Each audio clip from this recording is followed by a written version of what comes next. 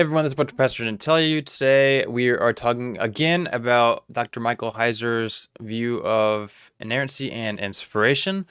Today this is on specifically 2 Timothy 3:16. This is a previous video we did was on his entire view of inspiration and inerrancy, but it didn't get into specifics and why he thinks that way.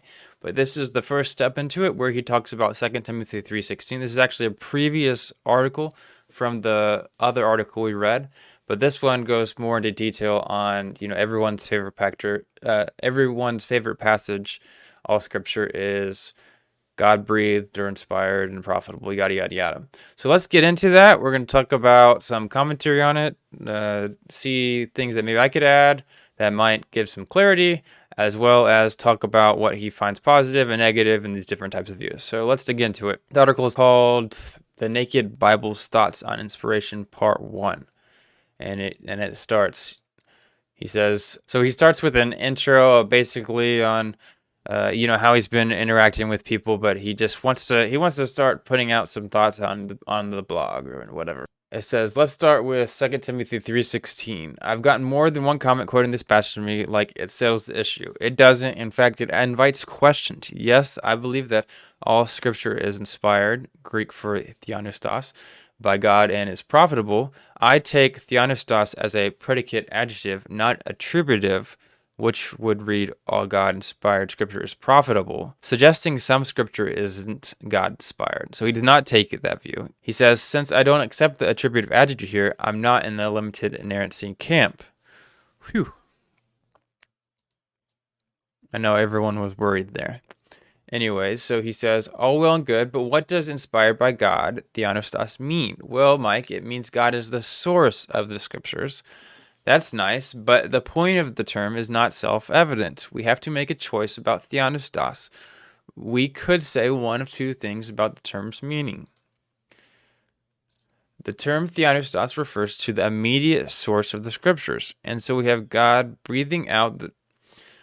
Yeah, this is like totally correct. I mean, how many times have you talked about like, inspiration means this and that or whatever, and then someone quotes that like it completely ends the discussion. Like, no, scripture is in a specific context where we can't just quote it as if everyone's going to understand what it means. Us in the 21st century, where it's written in a different language context, they used words very differently, obviously completely different words, and of course is in a different language where we don't even know if our translations are up to par with what they were really thinking and what they intended by the passage. So anyways, he goes, the term theopneustos refers to the immediate source of the scriptures, and so we have God breathing out the scriptures directly to the writers. How did he do that? Did it happen as some sort of audible whisper in the ear, or did God implant each word into the head, mind of the author? The former is quite clearly dictation. The latter is very close to that. Is there a difference between oral and mental dictation? Whether you wanted to call it dictation or not, you have God providing each word. He is the immediate source of each word. This is probably where most evangelicals are in their understanding of inspiration. This view not only takes theopneustos as meaning God provided each word as the immediate source of all the words, but it also requires that humans aren't the immediate source of any of the words. Remember the Westminster Addendum's firm denial of anthropneustos. This is, anthro means human, so or something like human, so that'd be human breathed essentially. But humans have to have some sort of role. No one denies the scripture was written or that God was literally holding the pen, as it were. This is where the notion that humans are secondary sources of inspiration comes in. So to summarize, God is the immediate and primary source of inspiration, and humans are secondary sources. None of the words of the text originated with humans. But again, if we were saying that none of the words of Scripture originated in the mind of a human author, how does this escape some sort of dictation or automatic writing where the human agent goes into a trance state and is taken over by an outside invisible force that writes for him, her? What I want to see is an explanation of how this understanding simultaneously avoids both of these dictation options and still has no words originating with the human authors. Good luck. Everyone loved Dr. Heiser's his humor, his kind of making fun of these types of views, because he's making a really good point. Anyway, so it says, better, why not opt for the second way of looking at theonostos, which makes much more sense, at least to me. The term theonostos refers to the ultimate source of the scriptures, and so we have God as the ultimate point of origin for the scriptures and humans as the immediate source of the scriptures. This is what I was referring to in the last video, where we talked about how God is the ultimate source of what he's going to continue to go into. It's kind of like this, how a child is created. If you are following, you can see this. You can see that this seems like a little error there. If you're following, you can see that this view acknowledges anthropounos, in the sense that human writers made decisions about what they wrote, and so the scriptures originated with humans, albeit at times all under the aegis of the ultimate source, God. Naturally, God could choose to encounter the writer directly, which he rarely does in the Bible in contexts where he instructs his words to be directly recorded. But this is not the norm. The norm is that humans produce the words of Scripture under divine supervision. This is easy to illustrate, and this is where Dr. Heiser is really, really good at. His illustrations really made him a great teacher.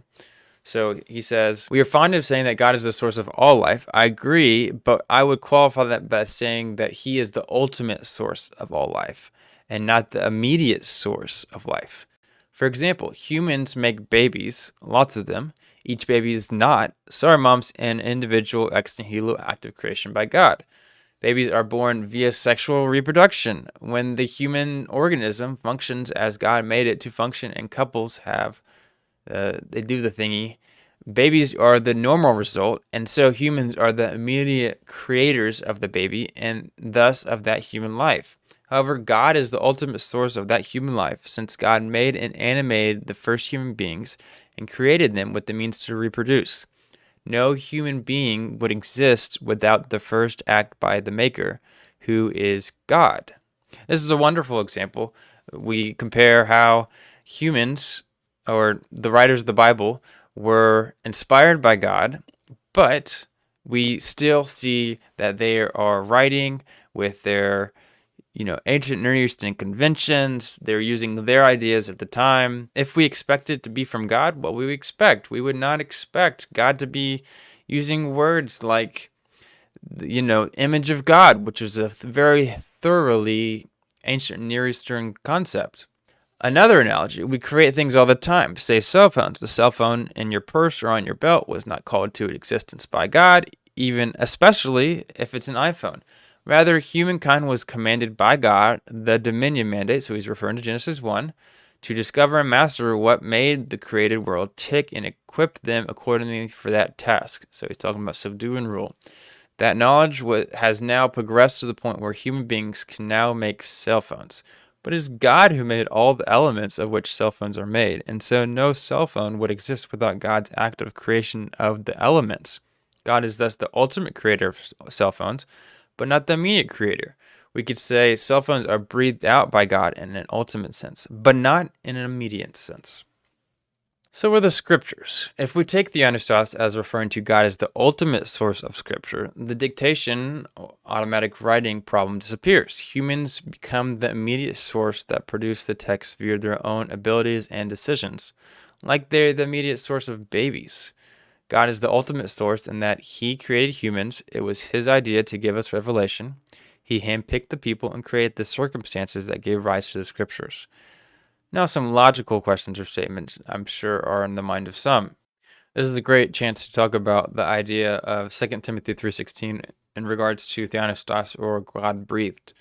Many people think that they refer to it as completely literal, as in God literally breathed that, and we must assume that means that God literally breathed into the humans. Of course, writers in ancient times and even today use different language to describe their concepts of how they saw the world. In the Bible, they have the idea of God breathing, typically referring to life. And when you talk about how God breathed into Adam, In Genesis 2. It is nephesh, the life. But he's not talking about, some kind of inspiration in that way. That is one reason to think that it might mean something else. Maybe God breathed doesn't literally mean that God breathed as if God has some type of mouth and breath, literal breath. No, the when we look at the scriptures, we as 21st century readers should be open to the idea of new things, not just, settling on whatever sounds the best or whatever. You know, it is okay to look at new ideas as Dr. Heiser is describing here and see, does that fit better with how we see the Bible? Is it straight dictation like in Revelation, or is it something else like we see most of the rest of the Bible? So here's some questions they talk about. So it says, so how is God only the ultimate source of the scriptures? How does he get involved with humans writing in a way that avoids the dictation problems of the other view? Another thought. It bothers me that you say the words of the scriptures originated with humans under the auspices of God. It doesn't seem like God gets enough credit. This person they want to make sure that God gets the glory. It also says, did God preserve the humans from error? Wouldn't such preservation require the first view, that we have to have extremely close supervision of every word, almost dictation? How can you have God preserving the originators of the words from error without becoming the originator of the words? My first thought when I read this is, wow, God is great and he is incredible and he's wonderful. If God is all those things, it should not surprise us that he can do that he can give a text that gives the message that he wants across without having to worry about these errors, as if God can't do that. Now, let's continue here. He says, I hope you see from these statements why I argued earlier that we need to model our view of inspiration after the typical Westminsterian view of canonicity. In canonicity, we don't have God audibly telling leaders which books we're in or out. We have humans making these decisions, being guided by divine providence in those decisions. In other words, we say God was in the process. We must trust providence. It's interesting that the question was, hey, you're not making God look good enough. But at the same time, Heiser is actually saying we must trust that God's providence is good. If God can providentially oversee the process of canonicity through the inspiration working in the believing community without it involving some direct divine visitation, he can do the same in inspiration. How big is your God? Dang, roasted. He's up to one task and not the other. Preservation from error in the process gets done. However, God operates in providence, which operations are myriad. God is involved however he wants to be. He could speak to a writer directly. The scripture itself shows us this is rare, or he could mold a person through a series of life events that lead him to write something. Then watch, step back and say, not bad, Paul. That'll do. Or, John's not as good as a writer as Luke, but he got the job done. Maybe I'll let him write something else. That's awesome. The point is that God is not required to pick every word himself in supernatural visitation for the end result to be satisfactory to him. Precisely because he can intervene in a very human process whenever and however he wishes to prevent human frailty from undermining his intentions. Again, I ask, how big is your God? How can he only work by direct proximity? Is he spatially challenged? No. If you need God to originate every word, thereby reading into theopneustos, a word that mandates no word can originate with humans, then I think your God is too small. Or to quote Ivan, the terrible postmodern, any doctrine of inspiration that tries to write the human authors out of the picture is hopelessly impoverished. While I personally don't really care what Ivan says, I think that is relatively true. That the text that we see in the Bible is not one that is straight from God. it obviously had human elements. They were obviously human writers. I mean, it says that. I love this. This is a really, really good defense here of, how we should read, what 2 Timothy 3:16 means, what God breathed means. I would recommend you guys check out my interview with Dr. Randall Rouser, where we talked about this a little bit more in regards to how we should view inerrancy.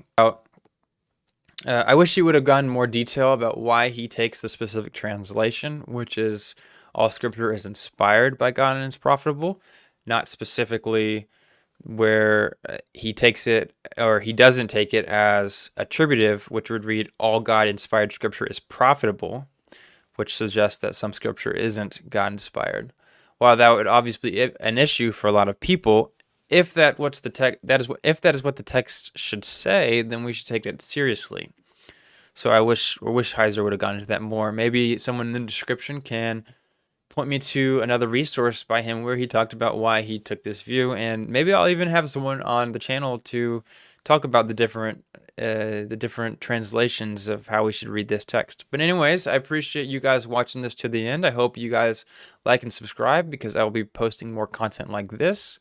Make sure to check out my previous video if you haven't, where we talk about his view of inspiration and inerrancy as a whole without diving into the details, as well as make sure to check out the other ones that have been posted probably by the time you're watching this. Anyways, I'll catch you guys next time.